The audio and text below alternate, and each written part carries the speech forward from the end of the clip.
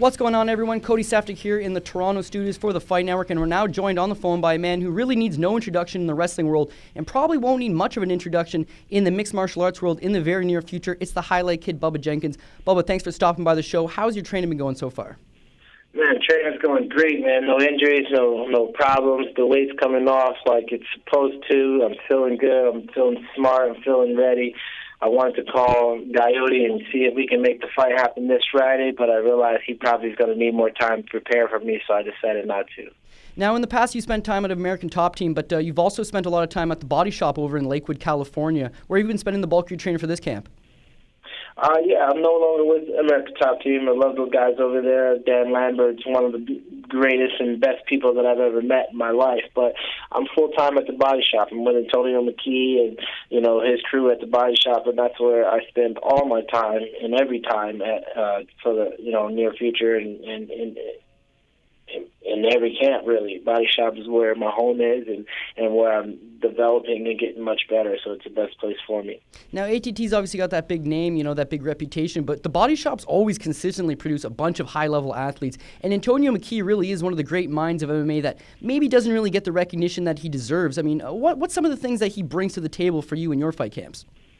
Well, it's a lot to do with the mindset, like you said. He's got a great mind for the sport. He understands the sport. He understands what we as ex-wrestlers need to do to become great.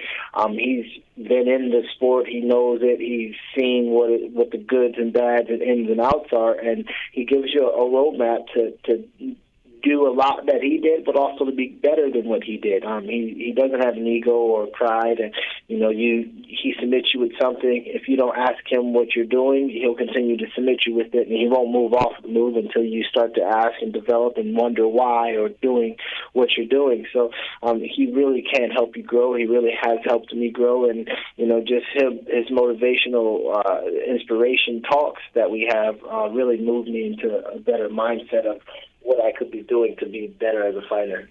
And now, speaking of McKee, a great fighter in his own right. And now you got version 2.0, AJ McKee. Have you been able to spend any time for this camp preparing with AJ at all?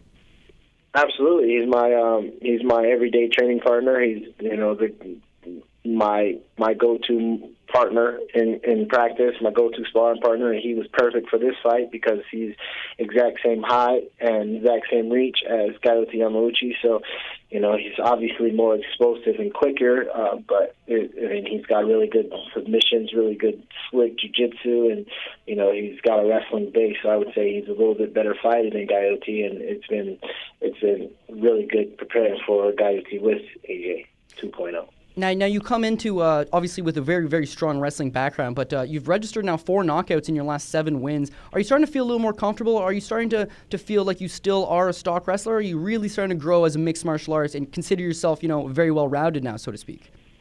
I'm definitely well-rounded, but I'm also still that wrestler that everybody, knew me as. I'll still double your ass, and for next week, I'll still put you on your head. As in my last fight, I'll still suplex you to the Suplex City. Can't sing anymore. I'm that wrestler that I've always been, but now I know mixed martial arts. I'm not a wrestler that's trying to fight.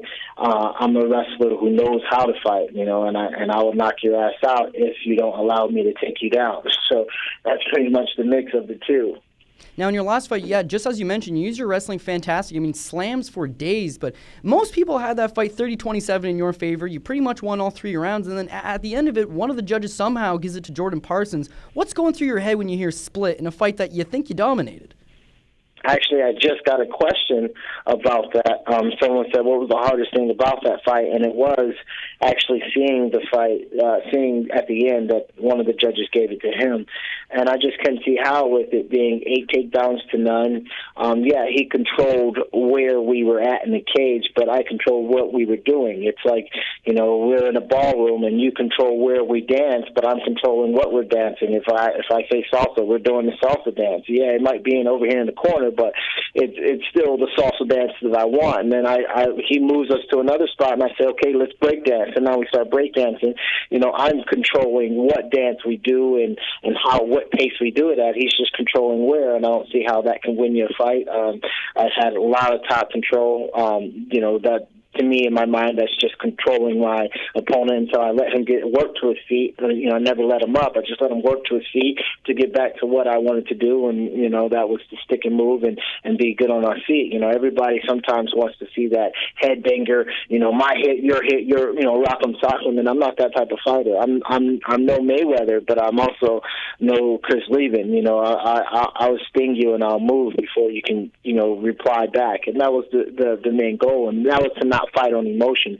Now, when I did head kick him, probably I should have finished him and probably got more aggressive. But then again, back to the judge's thing, like at what point did he hurt me or have me close to being hurt? Because I head kicked him, then I controlled him, then I took him down at will, and then every round was my round. I finished every round on top, other than the ending round, the last round, where I just walked away from him because I didn't feel like there was anything else that he could do or offer within that last 10 seconds to make him win the fight. But, that was the most disappointing part, was the fact that it was a split decision. So, outside looking in, you can say, oh, it was a close fight. But to me, like you said, it was 30-27. I won every round. The closest round probably was the first round. And I thought that, even then, nothing happened. If nothing happened, I took him down, and that would be that.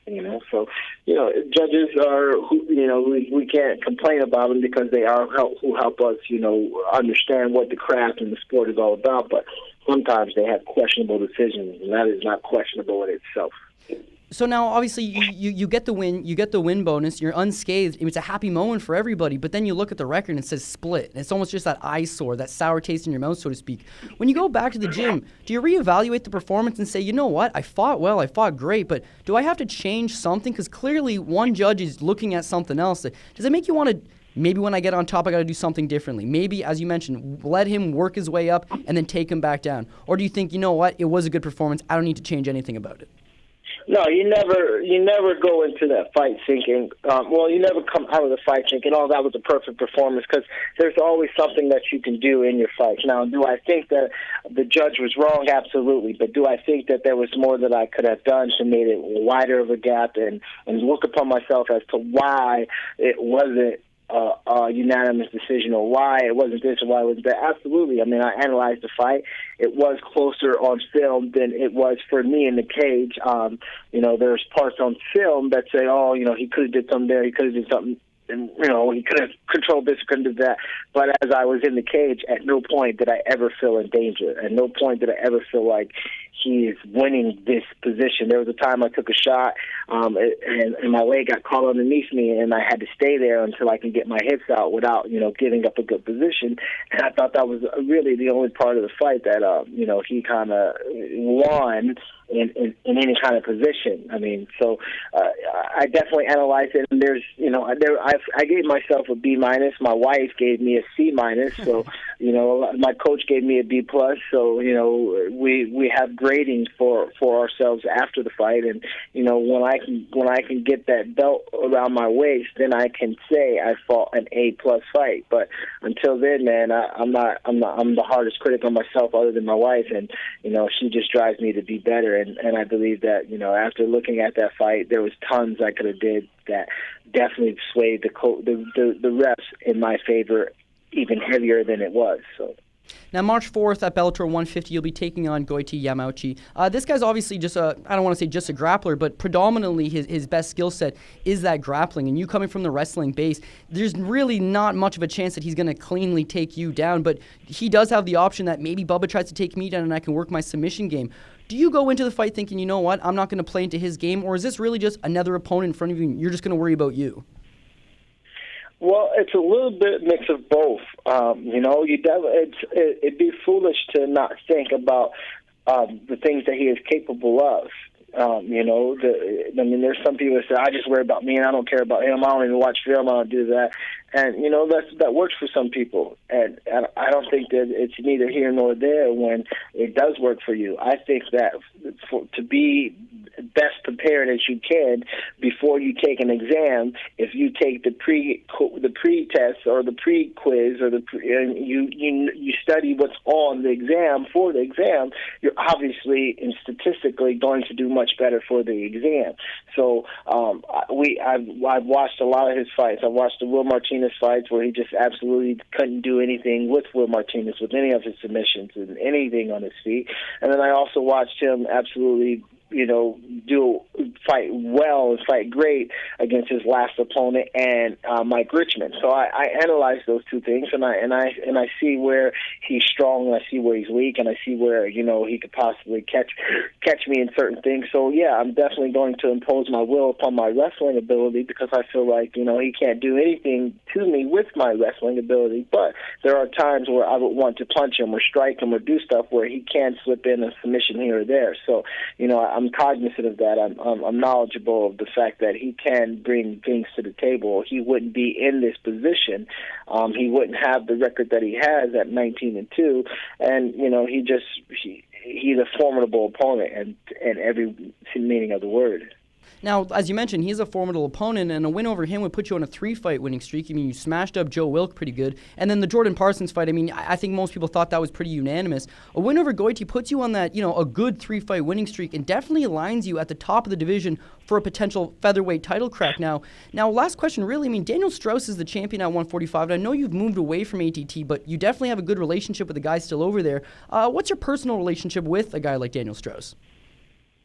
Me and Daniel are boys, man.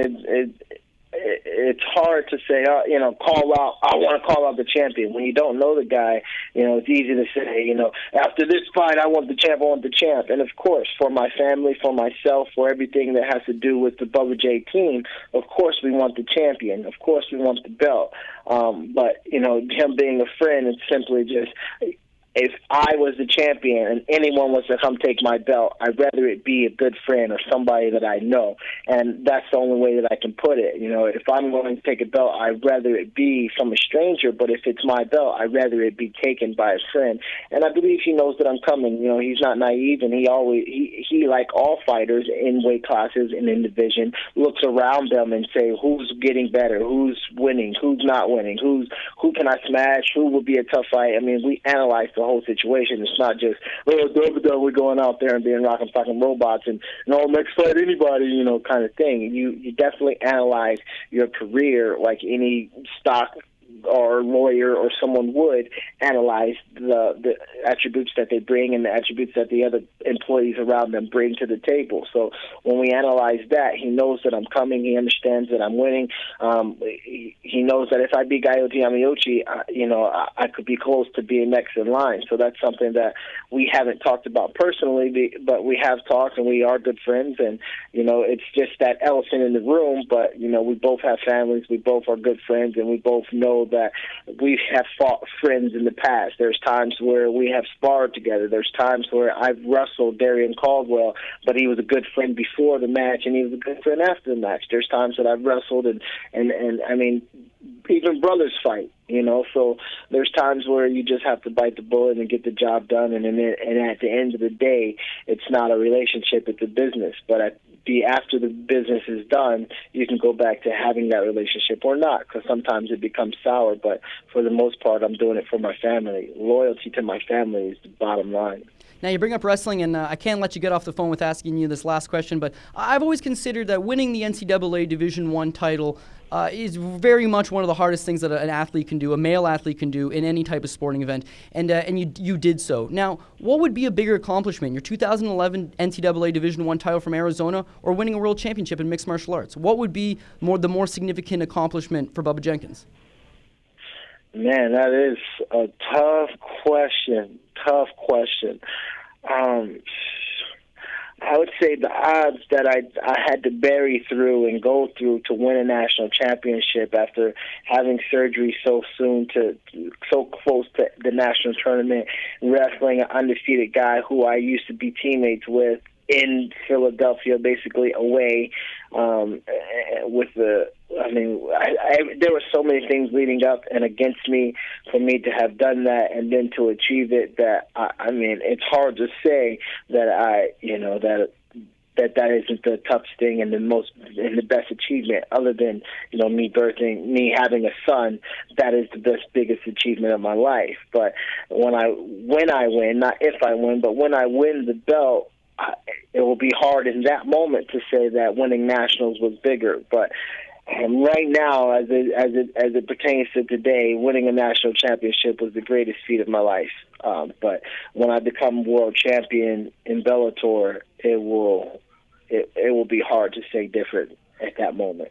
Well, the sky's definitely the limit for you. That is Bubba Jenkins, ladies and gentlemen, back in action on March 4th at Bellator 150. You most definitely want to check that out. Thank you very much, Bubba, for taking the time. All right, appreciate it.